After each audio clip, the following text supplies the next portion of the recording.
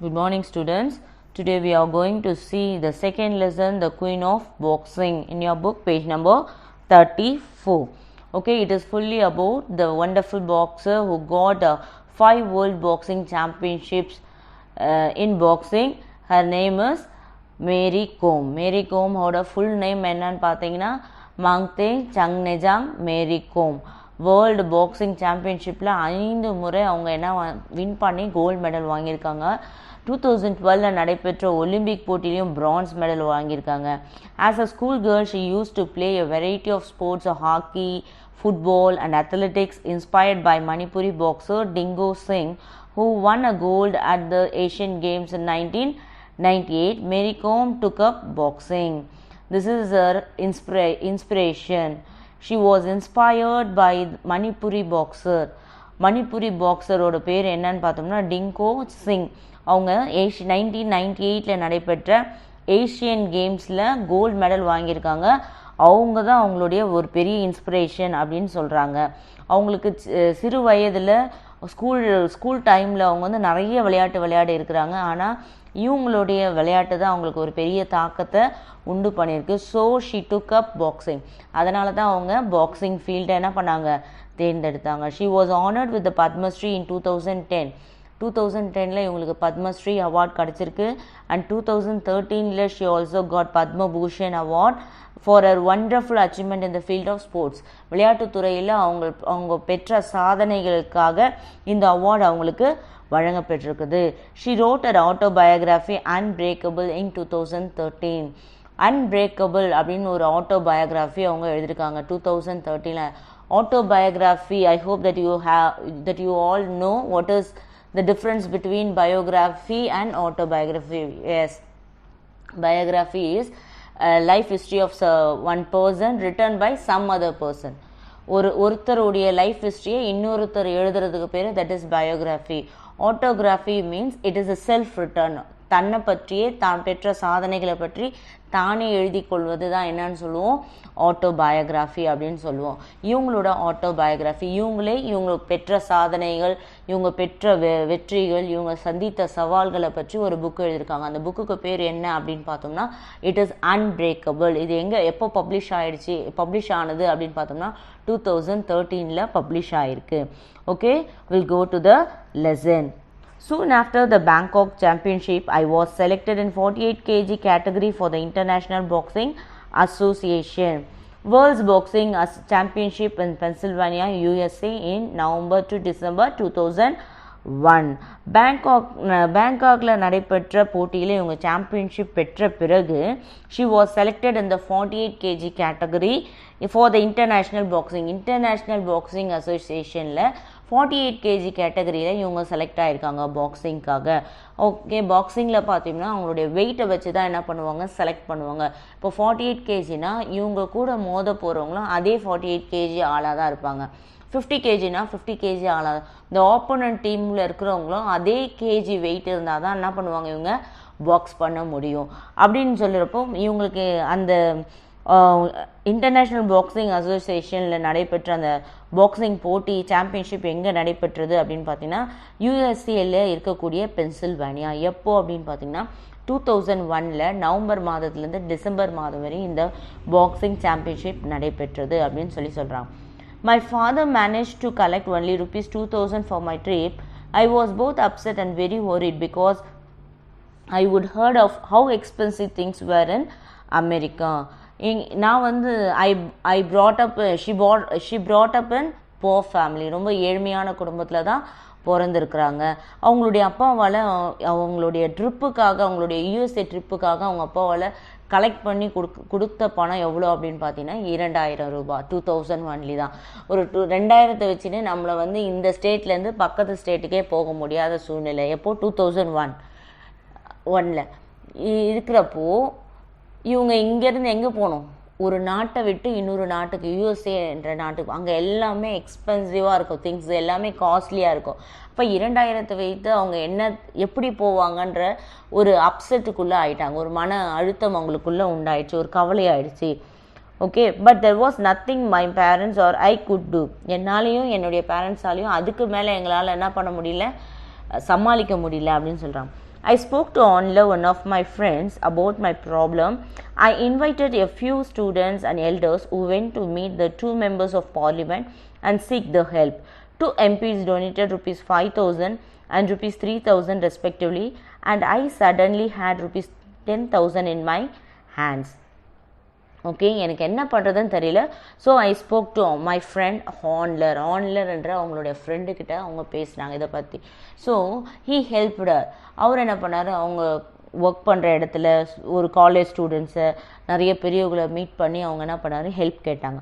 அப்படி ஹெல்ப் கேட்டோன்னே and also they went to meet 2 members of parliament, எம்பிஸ்னால் members of parliament, மினிஸ்டர்ஸை பார்க்கக்கூடிய அவங்க ஸ்டேட்டை சேர்ந்த 2 மினிஸ்டர்ஸை போய் பார்த்தாங்க, ஹெல்ப் கேட்டாங்க. They helped, one help 5,000 and other one help rupees 3,000. ஒருத்தர் 5,000 கொடுத்தாரு, இன்னொருத்தர் 3,000 கொடுத்துருக்குறாங்க. ஸோ டோட்டலாக இவங்க கையில் எவ்வளோ இருக்குது அப்படின்னு பார்த்தீங்கன்னா 10,000. இவங்க 2 பேரும் சேர்ந்தது ஒரு 8,000, அவங்க அப்பா கொடுத்தது ஒரு 2,000. ஸோ டோட்டலாக இவங்ககிட்ட ஒரு 10,000 இருக்குது.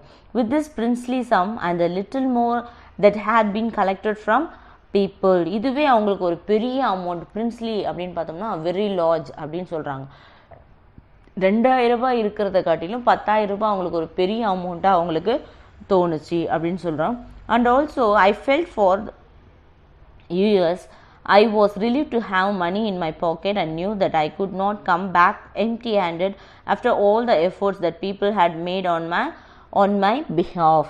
ஓகே, பக்கத்தில் இருந்த நெய்பர்ஸு சொந்தக்காரங்கள்லாம் சேர்ந்து ஒரு அமௌண்ட்டை எனக்கு கலெக்ட் பண்ணி கொடுத்தாங்க. இப்போ என்னுடைய எண்ணங்கள் எப்படி இருக்கிறது அப்படின்னு பார்த்தீங்கன்னா, நான் திரும்பி வெறும் கையோடு நான் என்ன பண்ணக்கூடாது, இந்தியாவுக்கு வரக்கூடாது, என் சொந்த நாட்டுக்கு வரக்கூடாது. ஏன்னா எனக்காக நிறைய பேர் கஷ்டப்படுத்தி என்னுடைய நாட்டுக்காக என்ன பண்ணியிருக்காங்க, விளையாடுவதற்காக அனுப்பியிருக்கிறாங்க. அவங்களுடைய நம்பிக்கையை நான் என்ன பண்ணக்கூடாது, சீர்குலைக்கக்கூடாது அப்படின்னு சொல்லிட்டு நான் கண்டிப்பாக வின் பண்ணிட்டு வரணும் அப்படின்ற எண்ணம் எனக்குள்ளே என்ன ஆயிடுச்சு, எழும்ப ஆரம்பிச்சிருச்சு அப்படின்னு திருப்பி சொல்கிறாங்க. Okay, the next paragraph. Pennsylvania was cold and beautiful. It was snowing. We were confined to the sports arena, but what little I saw was pleasing to the eye. The people were enormously nice too. It was the first time in my life that I had traveled so far. I was looking forward to seeing what America was all about. But since we were the last team to arrive, we went straight to the sporting arena from the airport. Listen what happened. No? She went to Pennsylvania. போயிட்டாங்க. It was very cold and beautiful. அந்த நாட்டோட ஸ்ட்ரக்சரை பற்றி சொல்கிறாங்க. எப்படி இருந்தது அந்த நாடு அப்படின்னு பார்த்தீங்கன்னா, ரொம்ப கோல்டாக இருந்தது. நவம்பர் டிசம்பர்ன்றதுனால அது எப்போவுமே வின்டர் சீசன் இல்லையா, அப்போது ரொம்ப சின்னஸாக இருந்தது, ரொம்ப அழகாக இருந்தது பார்க்குறதுக்கே. இட் வாஸ் ஸ்னோயிங், பனி என்ன பண்ணிகிட்டே இருக்குது, பெய்து கொண்டே இருக்கிறது, பொழிந்து கொண்டே இருக்கிறது. We were confined to the sports area. நாங்கள் கரெக்டாக எங்கே போய் இறங்கணும் அப்படின்னு பார்த்தீங்கன்னா, ஸ்போர்ட்ஸ் நடக்கக்கூடிய இடத்துக்கு, ஆடிட்டோரியத்துக்கு நாங்கள் என்ன போனோம். But what little I saw was pleasing to the eye. The people were enormously nice too. அங்கே இருக்கிற மக்கள் எப்படி இருந்தாங்க அப்படின்னு பார்த்தீங்கன்னா, ரொம்ப அருமையான மக்களாக இருந்தாங்க, ரொம்ப நல்ல மக்களாக இருந்தாங்க. It was the first time in my life that I had travel so far. என்னுடைய வாழ்க்கையிலே இதுதான் முதல் முறை நான் இவ்வளோ தொலைவிற்கு சென்றது அப்படின்னு, நான் தன் நாட்டை விட்டு இவ்வளோ தொலைவுக்கு நான் சென்றது இதுதான் என்னுடைய வாழ்க்கையில் முதல் முறை அப்படின்னு சொல்கிறாங்க. I was looking forward to seeing what America was all about since we were the last team to arrive. எனக்கு இந்த அமெரிக்காவை சுற்றி பார்க்கணுன்னு ரொம்ப ஆசை. ஆனால் அங்கே போய் இறங்கின டீம்லே நாங்கள் தான் கடைசி டீம் போய் சேர்ந்தோம் அப்படின்னு சொல்கிறாங்க. ஸோ இவங்களால எங்கேயுமே போய் சுற்றி பார்க்க முடியல. டைரெக்டாக ஃப்ளைட்டை விட்டு இறங்கினோன்னா எங்கே போயிட்டாங்க, நேராக ஸ்போர்ட்ஸ் நடக்கக்கூடிய இடத்துக்கே போயிட்டாங்க. The other teams had already completed their weight in, which is compulsory for all players. I was tired and suffering from jet lag. It had been morning when I left and here it was morning again. என்னோட மற்ற team எல்லாம் already போய் அங்கே இறங்கி அவங்க அந்த wait checking எல்லாம் முடிச்சிட்டாங்க. எவ்வளோ வெயிட் இருக்காங்க, எவ்வளோ வெயிட்டோட மோத போகிறாங்க அப்படின்றதெல்லாம் முடிச்சாச்சு. ஆனால் I was very tired and suffering from jet lag. Jet lag means it is very tired and unpleasant feeling. Okay, ட்ராவலே இருந்து வந்தால் எப்படி இருக்கும், களைச்சி போயிருப்பாங்க. அந்த நேரத்தில் விளையாட விட்டவங்கன்னா என்ன பண்ண முடியாது, விளையாட முடியாது. So I was very tired. நான் மார்னிங் அங்கேருந்து கிளம்புனேன், மறுநாள் மார்னிங் இங்கே வந்து சேர்ந்தேன். ஸோ எனக்கு எந்த ஒரு ரெஸ்ட்டுமே இடையில எடுக்கிறதுக்கு டைமே இல்லை அப்படின்னு சொல்கிறாங்க. After weighing in I found out that I did not have any match that day. Weight போட்டு முடித்த பிறகு தான் எனக்கு சொன்னாங்க, இன்றைக்கி உங்களுக்கு எந்த ஒரு மேட்சும் இல்லை, இன்றைக்கி உங்களுக்கு மேட்ச் கிடையாது அப்படின்னு சொல்லிட்டாங்க. I was fortunate but some of the teammates were not so lucky. I was able to rest well enough to face my opponent in the round. எனக்கு ரொம்ப லக்கு, எனக்கு மட்டும்தான் அந்த சான்ஸ் கிடச்சிது. என்னோடய டீம்மேட்ஸில் பாதி பேர் அன்றைக்கே என்ன பண்ண ஆரம்பிச்சிட்டாங்க, விளையாடுறதுக்காக ஆரம்பிச்சிட்டாங்க அப்படின்னு சொல்கிறாங்க. நான் வந்து எனக்கு தேவையான அளவுக்கு ரெஸ்ட் எடுத்தேன். இப்போ என்னால் என்னுடைய ஆப்போனன்ட் டீமை, என்னால் என்னுடைய எதிராளியை எனக்கு எதிராக விளையாடக்கூடியவரை ஃபேஸ் பண்ணக்கூடிய அளவுக்கு எனக்கு என்ன கிடச்சிருக்கு, எனர்ஜி கிடச்சிருக்கு, ஃபேஸ் பண்ணக்கூடிய தைரியம் எனக்கு இருக்குது, கான்ஃபிடென்ட் எனக்கு இருக்குது அப்படின்னு சொல்லிட்டு ஒரு நம்பிக்கை அவங்களுக்கு எழும்பியிருக்கு அப்படின்னு சொல்கிறேன். My fear of facing new opponents quickly vanished. I completed in the 48 kg in this championship. While teammates lost one after the other, I went on to reach the finals. I was even hopeful of winning the gold. The boxers were not unbeatable as I had earlier thought. What happened? No, here he was competed in the 48 kgs in the championship. இவங்க போட்டி போட ஆரம்பித்தாங்க. இவங்க கூட வந்த எல்லா டீம்மேட்ஸும் ஒவ்வொரு ரவுண்டில் என்ன பண்ணிகிட்டே வராங்க, தோத்துட்டே வராங்க. ஆனால் இவங்க மட்டும் அப்படியே முன்னேறி எங்கே போயாச்சு, ஃபைனல்ஸ்க்கு போயிட்டாங்க. கண்டிப்பாக ஃபைனல்ஸில் கோல்டு வின் பண்ணிடுவேன் அப்படின்ற ஒரு தாட் அவங்கக்குள்ளே இருந்தது, ஒரு நம்பிக்கை அவங்கக்குள்ளே இருந்தது. I felt like this would be the place, the event that would change my life. I kept telling myself. நான் எனக்குள்ளேயே நான் சொல்லிகிட்டே இருக்கிறேன், இதுதான் உன் வாழ்க்கையே மாற்றக்கூடிய ஒரு இடமாக அமைய வேண்டும் அப்படின்னு சொல்லிட்டு நான் என்ன பண்ணிகிட்டே இருக்கேன், எனக்குள்ளே நானே சொல்லிக்கொண்டே இருக்கிறேன். I can face anyone in the ring. என்ன சொல்லிக்கொண்டே இருக்கிறாங்களா, யாராக இருந்தாலும் என்னால் என்ன பண்ண முடியும், ஃபேஸ் பண்ண முடியும். என்னோடய ஆப்போனன்ட் டீம் எவ்வளோ பெரிய ஆளாக இருந்தாலும், இதுக்கு முன்னாடி எத்தனை போட்டியில் ஜெயிச்சிருந்தாலும் அவங்கள என்னால் ஃபேஸ் பண்ண முடியும் அப்படின்னு சொல்லிட்டு எனக்கே நானே என்ன பண்ணிகிட்ருக்கேன், ஒரு கான்ஃபிடென்ட்டை உருவாக்கி கொண்டிருந்தேன். In the quarterfinals, I defeated Nadia Hokmi of Poland by RSC. RSC means referee stopped contest applicable if the referee feels one of the boxer is inferior to the other and risk getting hurt badly. குவார்ட்டர் ஃபைனல்ஸில் நான் யாரை தோக்கடித்தேன் அப்படின்னு பார்த்தோம்னா, I defeated Nadia Hokmi of Poland நாட்டை சேர்ந்த நாடியா ஹோக்மி என்ற பெண்மணியை தோக்கடித்தேன். எப்படி அப்படின்னு பார்த்தீங்கன்னா, ஆர்எஸ்சி கொடுத்து ரெஃப்ரி வந்து உனக்கு ஆப்போனண்ட்டில் இருக்கிற டீம் அடி வாங்கிட்டாங்க, இதுக்கு மேலே அவங்களால அடி வாங்க முடியாது, அது வந்து அடித்தா அவங்களுடைய உயிருக்கே பாதிப்பு ஏற்படும் அப்படின்ற சூழ்நிலையில் ஆர்எஸ்சி கொடுத்துட்டுவார். அப்போது ரெஃப்ரியை ஸ்டாப் பண்ணிவிட்டு இவங்கள வின் பண்ணிட்டாங்க. ரெண்டாவது, in the semi-finals, she defeated Jamie Behel of Canada by 21-9. 21-9 பாயிண்டில் கனடா நாட்டை சேர்ந்த ஜாமி பெஹலை செமிஃபைனல்ஸில் வின் பண்ணாங்க. But I reach the finals, but I lost to Hulya Sahin of Turkey by 13-5. நான் ஃபைனல்ஸ்க்கு போயிட்டேன், பட் ஐ லாஸ்ட்டாக நான் தோத்துட்டேன். ஃபைனல்ஸில் ஹூலா சாக்கின், டர்க்கி நாட்டை சேர்ந்த ஹூலா சாக்கின் என்றவங்க கிட்ட 13-5 அப்படின்ற பாயிண்ட்ஸில் நான் என்ன பண்ணிட்டேன், தோத்துட்டேன்னா she got a silver medal, not a gold medal.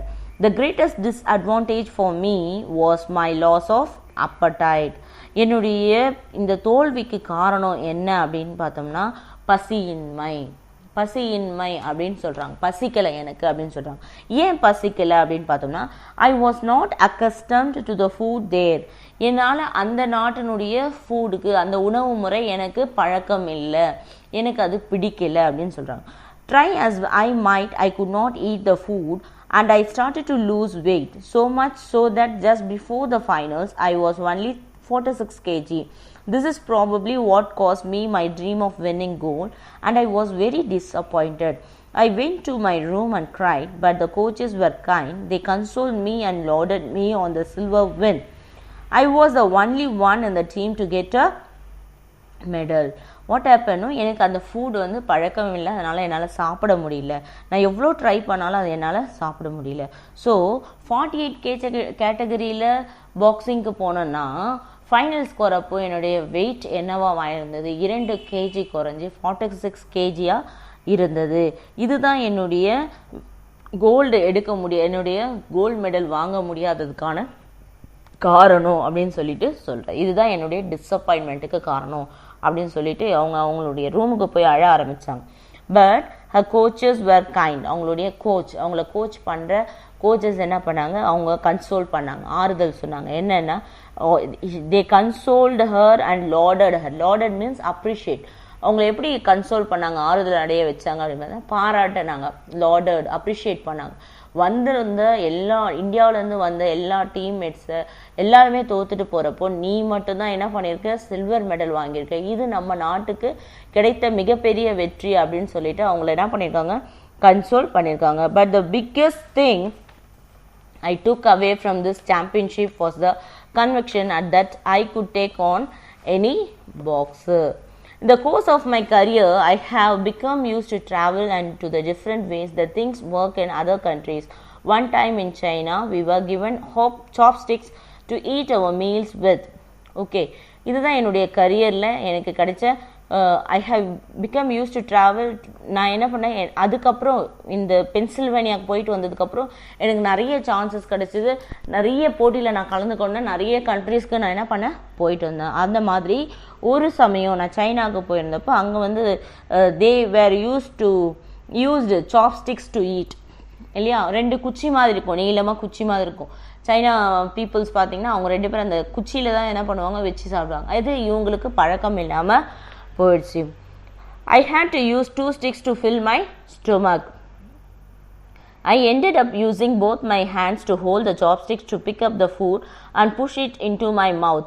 My teammates asked for spoons, but I tried to manage with the sticks. அந்த இடத்துல என்னுடைய டீம்மேட்ஸ் என்ன சொன்னாங்க, உனக்கு வரல, உனக்கு இது பழக்கம் இல்லைன்னா நீ ஸ்பூனில் எடுத்து சாப்பிடுன்னு சொன்னாங்க. ஆனால் இதுதான் இந்த ஃபுட்டுனால தான் அவங்க என்ன பண்ணாங்க, யூஎஸ்ஏல அவங்களுடைய மெடலை விட்டுட்டு வந்துட்டாங்க. பசி எடுக்கல, அந்த உணவு பழக்கங்கள் அவங்களுக்கு செட் ஆகலைன்னு சொல்லி தான் விட்டுட்டு வந்தாங்க. பட் ஹியர் ஆல்சோ அவங்க வந்து அதே தவிர திருப்பி செய்யணும்னு அவங்க நினைக்கல. அதுக்காக அந்த நாட்டில் இருக்கிற கல்ச்சரோட இவங்க என்ன பண்ணாங்க, அதோட பழகி கொள்ள ஆரம்பித்தாங்க. அவங்க she tried to take the food with the chopsticks. அந்த சாப்ஸ்டிக்ஸை வச்சு அந்த ஃபுட்டை சாப்பிட ஆரம்பித்தாங்க. It helped that I really enjoy Chinese food. எனக்கு Chinese food ரொம்ப பிடிச்சிருந்தது. I was hungry enough that I managed the complex work required. I ate enough to sat my appetite and my palate. I ate enough food to my satisfaction. Sat means satisfaction. என்னோட நான் திருப்தி ஆகுற அளவுக்கு நான் என்ன பண்ணேன், சாப்பிட்டேன் அப்படின்னு சொல்கிறேன். After 5 years of traveling, I started taking along some packed food from home. ஒரு 5 வருஷத்துக்கு அப்புறமா நான் என்ன பண்ணேன், என்னுடைய ஃபுட் வீட்டிலேயே பேக் பண்ண ஃபுட்டை கொண்டு போக ஆரம்பித்தேன் அப்படின்னு சொல்கிறான். ஆன் மை ரிட்டர்ன் யூஎஸ்ஏலேருந்து இவங்க டெல்லிக்கு ரிட்டர்ன் ஆகுறாங்க. அவங்களுடைய சொந்த நாட்டுக்கு இந்தியாவுக்கு ரிட்டர்ன் ஆகிறப்போ டெல்லி ஏர்போர்ட்டில் they gave me a warm welcome at the airport. எப்பவுமே ஜெயிச்சுட்டு வந்தவங்க அப்படின்னு பார்த்தோம்னா ஏர்போர்ட்டில் வந்து கவர்மெண்ட் வந்து அவங்களுக்கு ஒரு நல்ல ஒரு வார்ம் வெல்கம் பண்ணும். பேக் இன் இம்பாலுக்கு வந்தப்போ I was greeted with the garlands and drum beats and dancing. என்னுடைய சொந்த நாட்டுக்கு ஆனால் இம்பாலுக்கு நான் திரும்புகிறப்போ அங்கே வந்து என்னுடைய மாலைகள் அணிவித்து மேலத்தாளங்களோட என்னென்ன பண்ணாங்க, வரவேற்றாங்க. There was a victory ride across town. A felicitation program was held in Langol, an area that houses the government quarters. Okay, அதுக்கப்புறம் அங்கேருந்து என்ன ஒரு விக்டரி ரைடுனா வண்டியில் நிற்க வச்சு மாலை மரியாதைலாம் செலுத்தி ஒரு ரவுண்டு அந்த இடத்த சுற்றி ரவுண்டு அடிப்பாங்க. அது பேர் விக்டரி ரைடு அப்படின்னு சொல்லுவாங்க. ஒரு ஃபெலிசிட்டேஷன் ப்ரோக்ராம், ஒரு பாராட்டு விழா, ஒரு நன்றி ஏற்பு விழா, ஒரு வாழ்த்துறை விழா என்ன பண்ணாங்க, அவங்களுக்காக வைத்தாங்க அப்படின்னு சொல்கிறாங்க. Thanksgiving prayers was said and words of praise and adulation. Here adulation also பாராட்டுகள் அப்படின்னு சொல்லுவாங்க. லார்டட்னாலும் பாராட்டு தான், adulation என்னாலும் பாராட்டு விழா. He was presented with a traditional shawl. Oja Ibomcha was also present and was duly felicitated. When I spoke to the people in the Langol at that day, I spoke my hope that I would win gold in future tournaments.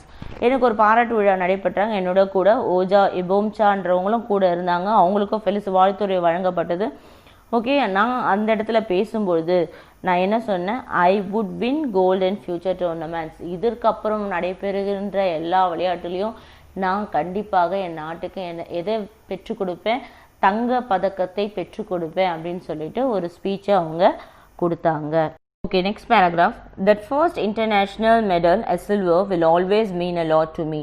The fight and all that followed are clearly etched in my memory. But deep inside, I was not happy with the silver. First international medal எதுவாக இருந்தது எனக்கு அப்படின்னு பார்த்தீங்கன்னா silver medal. இது வந்து எனக்கு நிறைய கற்றுக் கொடுத்தது. Which always means a lot to me. எனக்கு இது பெரிய ஒரு விஷயந்தான். இந்த சில்வர் மெடலை நான் ஃபர்ஸ்ட் சாம்பியன்ஷிப்லேயே நான் பெற்றது வந்து பெரிய ஒரு விஷயம். But the fight and all that followed R clearly each in my age அப்படின்னா என்ன அர்த்தம்னா இம்ப்ரிண்டட். இங்கே நடந்த விஷயங்கள், இது எனக்கு கற்றுக் கொடுத்த விஷயங்கள் எல்லாமே என்னுடைய மனதில் வந்து அப்படியே பதிஞ்சிருச்சு. பசுமரத்து ஆணி போல் அப்படின்னு சொல்லுவாங்க இல்லையா, பச்சை மரத்தில் ஆணி அடித்தா என்ன ஆகிடுமா, அது அப்படியே பதிஞ்சிருமா. அதுபோல் அவங்களுடைய மைண்டில் இந்த சிச்சுவேஷன், இந்த இன்சிடெண்ட்டு அவங்களோட மைண்டில் அப்படியே பதிஞ்சிருச்சு அப்படின்னு சொல்கிறாங்க. She was not happy with the silver even though she got a silver medal in her first international boxing championship la first medal vaanganalum she was not happy for that silver. As I touched down in India, I vowed that the next time I would bring back a gold. I knew I was good enough. என்ன சொல்கிறாங்க, நான் first time இந்திய நாட்டில் வந்து குனிஞ்சி இந்திய மண்ணை தொட்டு நான் எடுத்த பிளெட்ஜ் என்ன அப்படின்னு பார்த்தோம்னா, நெக்ஸ்ட் டைம்லேருந்து நான் என்னுடைய நாட்டுக்கு நான் என்ன சேர்ப்பேன், கோல்டு மெடலை வாங்குவேன் அப்படின்னு சொல்லிட்டு இவங்க ஒரு சபதம் எடுத்திருக்காங்க. The silver in Pennsylvania and prize money from the government had put an end to my immediate franchise worries, financial worries. Okay, பென்சில்வேனியாவில் கிடைச்ச சில்வர் மெடலும் ப்ரைஸ் மணியும் கவர்மெண்ட்டால், நம்ம இந்தியா கவர்மெண்ட்டால் கொடுக்கப்பட்ட ஒரு சில ப்ரைஸ் மணியும் சேர்த்து அவங்களுடைய ஃபினான்ஷியல் ஒரு சில காரியங்கள் மற்றும் திருப்தியானது, ஒரு சில ஃபினான்ஷியல் நீட்ஸ் மட்டும் அவங்களால சந்திக்கப்பட்டது அப்படின்னு சொல்லலாம். But I want a job to for the alone can bring it long term security and the steady income. ஆனால் எனக்கு ஒரு கவர்மெண்ட் ஜாப் தேவைப்பட்டது, மற்ற விஷயங்களை சந்திப்பதற்காக எனக்கு ஜாப் தேவைப்பட்டது அப்படின்னு சொல்கிறாங்க. Also around the time that I was getting married, அந்த சூழ்நிலையில தான் எனக்கு கல்யாணம் ஆனது அப்படின்னு சொல்கிறாங்க. I had no savings except a couple of life insurance policies. After my second world championship gold, the Manipur government offered me the post of sub-inspector, which I accepted in 2005. 2001ல இவங்க வந்து பென்சில்வேனியா போய் silver medal வாங்கிட்டு வந்தாங்க. அதுக்கப்புறம் இவங்க கையில் ஏதோ ஒரு 1-2 எல்ஐசி பாலிசி தவிர வேறு எதுவுமே இல்லை. செகண்ட் டைம் வேர்ல்டு சாம்பியன்ஷிப் இவங்க போனப்போ கோல்டு மெடல் இவங்க எடுத்துகிட்டு வந்தாங்க, கோல்டு மெடல் வின் பண்ணிட்டு வந்தாங்க. அப்போது மணிப்பூர் கவர்மெண்ட் அவங்களுக்கு போஸ்ட் ஆஃப் எஸ்ஐ அப்படின்னு சொல்லி ஒரு போஸ்ட்டை அவங்களுக்கு ஆஃபர் பண்ணாங்க, ஒரு ஜாபை ஆஃபர் பண்ணாங்க. Which I accepted in 2005. அது என்னைக்கு எப்போ கொடுத்தாங்க அப்படின்னு பார்த்தோம்னா 2005 அவங்களுக்கு கிடைக்கப்பட்டது. I had a long dreamed of getting a government job through the sports quota and it was finally fulfilled. எனக்கு ரொம்ப நாளாக கவர்மெண்ட் ஜாப் கிடைக்கணும், ஸ்போர்ட்ஸ் கோட்டாவில் கவர்மெண்ட் ஜாப் கிடைக்கணும் ரொம்ப நாளாக ஆசை இருந்தது. அது இப்போ தான் அது என்ன ஆயிடுச்சு, ஃபுல்ஃபில் ஆச்சு, நிறைவேறிச்சு அப்படின்னு சொல்கிறாங்க. I earned a salary of ₹15,000 in that first job. என்னுடைய மாதச்சம்பளம் ஃபஸ்ட்டு அந்த ஜாபில் எனக்கு கிடைக்கப்பட்ட சம்பளம் எவ்வளோ அப்படின்னு பார்த்தோம்னா, சேலரி எவ்வளோன்னு பார்த்தோம்னா 15,000 அப்படின்னு சொல்கிறாங்க. The things about jobs that are obtained through the sports quota is that we are not required to go into work regularly as our colleagues because we tend to be away at camps and tournaments through much of the year. Sports கோட்டாவில் வேலை கிடைச்சா நாங்கள் daily வேலைக்கு போகணுன்னு அவசியம் கிடையாது. நானும் சரி, இல்லை என்னோடய கொலீக்ஸும் கூட வேலை செஞ்சவங்களும் சரி, நாங்கள் டெய்லி போக வேண்டிய அவசியம் இல்லை ஒர்க்குக்கு. நாங்கள் என்றைக்காவது ஒரு வருஷத்தில் 1 நாள் 2 நாள் இல்லை 1 மாதம் போனால் போதும். மற்ற டைம்லலாம் நாங்கள் எங்கே போயிடுவோம், எங்களுடைய ப்ராக்டிஸுக்கு போய்டுவோம், டோர்னமெண்ட்ஸுக்கு நிறைய கலந்துக்குவோம், பார்ட்டிசிபேஷன் நிறையா இருக்கும். ஸோ எங்களுக்கு வந்து டிஃப்ரெண்ட் அப்படின்னு சொல்கிறாங்க. I go to office when necessary. எப்போ தேவையோ அப்போ தான் நான் என்ன பண்ணுவேன், என்னுடைய ஆஃபீஸ்க்கு போவேன். And every time I need to go out of the station I am required to take leave and inform the department. நான் வெளியே எங்கேயாவது டோர்னமெண்ட் போகிறேன் அப்படின்னா ஒரு இன்ஃபர்மேஷன் லெட்டர் கொடுத்துட்டு ஒரு லீவ் லெட்டர் கொடுத்துட்டா போதும், தே வில் பி அக்செப்டட் அப்படின்னு சொல்கிறாங்க. My medal haul continued after my marriage. Hall அப்படின்னு பார்த்தோம்னா டேக்கிங் கலெக்ஷன்ஸ் அப்படின்னு சொல்கிறாங்க. என்னுடைய மேரேஜுக்கு அப்புறமும் என்னுடைய மெடல்ஸை நான் என்ன பண்ணிகிட்டே இருந்தேன், கலெக்ட் பண்ணிகிட்டே இருந்தேன். Pudding an end to speculation among my family and friends and around that particular topic. என்னுடைய என்னை பார்க்குறவங்க, என்னுடைய ரிலேட்டிவ்ஸு, என்னுடைய பேரண்ட்ஸ், என்னுடைய ஃபேமிலி எல்லாருமே சொன்னாங்க, மேரேஜ்க்கு அப்புறம் உன்னால் என்ன பண்ண முடியாது, உன்னால் சாதிக்க முடியாது, உன்னால் மெடல் வாங்க முடியாது, உன்னால் பார்ட்டிசிபேட் பண்ண முடியாது, விளையாட முடியாதுன்னு சொன்னாங்க. பட் அவங்களுக்காகவே நான் என்ன பண்ணேன், விளையாடி நிறைய மெடல்ஸை நான் என்ன பண்ணேன், என்னுடைய மேரேஜ்க்கு அப்புறம் பெற்றேன் அப்படின்னு சொல்கிறாங்க. I retain the world title in the Third World Women's Boxing Championships at Podolsk in Russia in 2005. 2005ல ரஷ்யாவில் நடந்த Third Women's Boxing Championshipல she got gold medal. Sarita, who had won the bronze, and I were given a hero's welcome at the Imphal Airport. இவங்க கூட போன சரிட்டா அவங்க வந்து France medal வாங்கியிருக்காங்க. இவங்க வந்து இம்பால் ஏர்போர்ட்டில் ஒரு ஹீரோக்கு கிடைக்கக்கூடிய ஒரு வார்ம் வெல்கம் இவங்களுக்கு கிடச்சிது. We were taken to the Bhagya Chandra Open Air Theatre where a grand reception was organized. ஏர்போர்ட்லேருந்து எங்களை எங்கே கூப்பிட்டு போனாங்க அப்படின்னு பார்த்தோம்னா பாக்ய Chandra open air theatre, open தியேட்டருக்கு கொண்டு போனாங்க. ஏன் அப்படின்னு பார்த்தீங்கன்னா ஒரு கிராண்ட் ரிசப்ஷன் அவங்களுக்காக கொடுத்தாங்க அப்படின்னு சொல்லி பார்க்குறோம். I would had a good run from 2001 to 2004. I won several goals.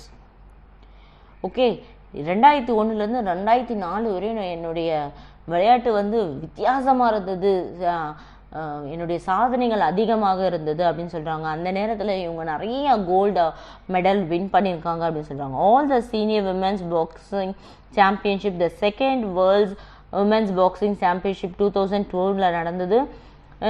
Second Asian women's boxing championship 2003 நடந்தது. எல்லாத்துலேயுமே அவங்க என்ன பண்ணாங்க, கோல்டு மெடல் வாங்கியிருக்காங்க. In spite of this, when I got married, everybody was doubtful that my medals or halls would continue. எல்லாருமே இந்த நேரத்தில் என்னுடைய மேரேஜ் நடந்தப்போ எல்லாருமே என்ன பண்ணாங்க, எனக்கு எல்லாருமே டவுட் பட்டாங்க, இவங்க திரும்பி இவங்களோட கலெக்ஷன்ஸ் வந்து நின்றுடுமோ, ஸ்டாப் ஆகிடுமோ மெடல் கலெக்ஷன்ஸு, இல்லை இதுக்கப்புறமும் இவங்களுடைய சாதனைகள் தொடருமோ அப்படின்னு சொல்லிட்டு எல்லாருமே doubtful பண்ணாங்க. But after wedding, I participated in and won a gold in the 3rd and 4th World's Women's Boxing Championship in October 2005 and November 2006. ஆனால் 2005ல நடைபெற்ற 3rd Women's Boxing Championshipலையும் 2006ல நடைபெற்ற 4th Women's Boxing Championshipல நான் என்ன கிடைச்சது, I won a gold medal, எனக்கு gold medal கிடைச்சது அப்படின்னு சொல்கிறாங்க. There were a number of other international level championships in Taiwan, Vietnam, Denmark and so on.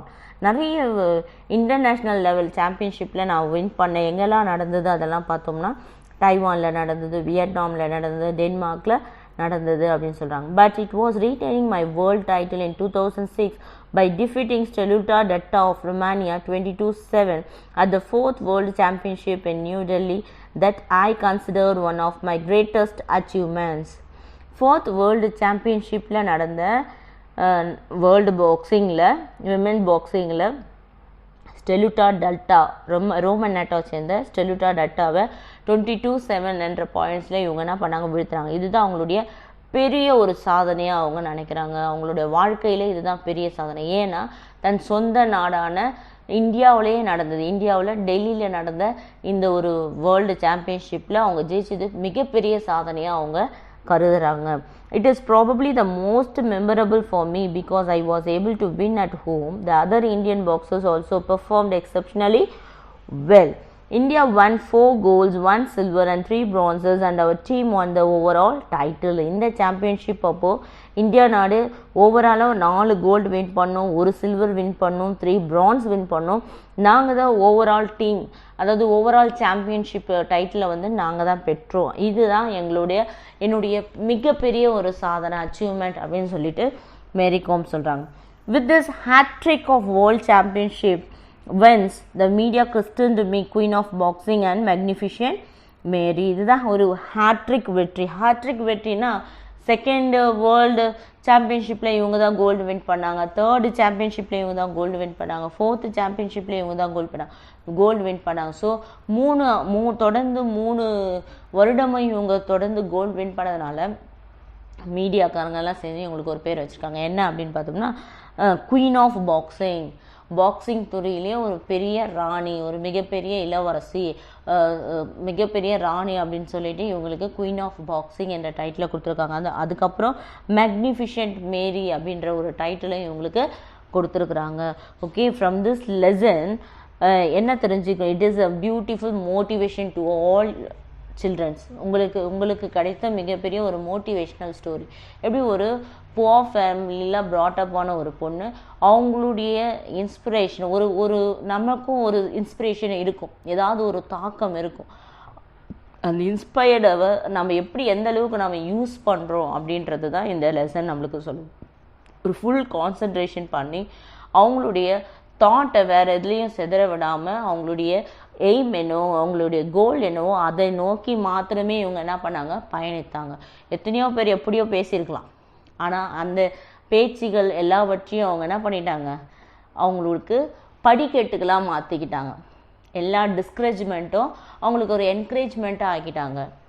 என்கரேஜ்மெண்ட்டாக ஆக்கி அதை ஒரு மோட்டிவேஷனாக மாற்றி அவங்க அவங்களுடைய லைஃப்பில் ஒரு அவங்களுடைய கோலை அச்சீவ் பண்ணுறதுக்கு மிகப்பெரிய காரணமாக அமைஞ்சது. நீங்கள் கூட உங்களுடைய கோல் என்னவோ, நீங்கள் எதை அச்சீவ் பண்ண நினைக்கிறீங்களோ அதை நோக்கி மாத்திரமே ஓடணும். நம்மளுடைய டைவர்ஷன், நம்மளுடைய எண்ணங்கள் என்ன பண்ணக்கூடாது, சிதறவே கூடாது, டைவர்ட் ஆகவே கூடாது. நம்மளுடைய மைண்ட் அதுலேருந்து விலகி போகவே கூடாது. அதுதான் உங்களுக்கு இந்த லெசனில் சொல்லியிருக்காங்க. Okay, clear? உங்களுக்கு புரிஞ்சிருக்கும்னு நினைக்கிறேன். உங்களுக்கு புரியல அப்படின்னு சொன்னீங்கன்னா நீங்கள் என்ன கால் பண்ணி கேட்டுக்கோங்க. Okay, thank you.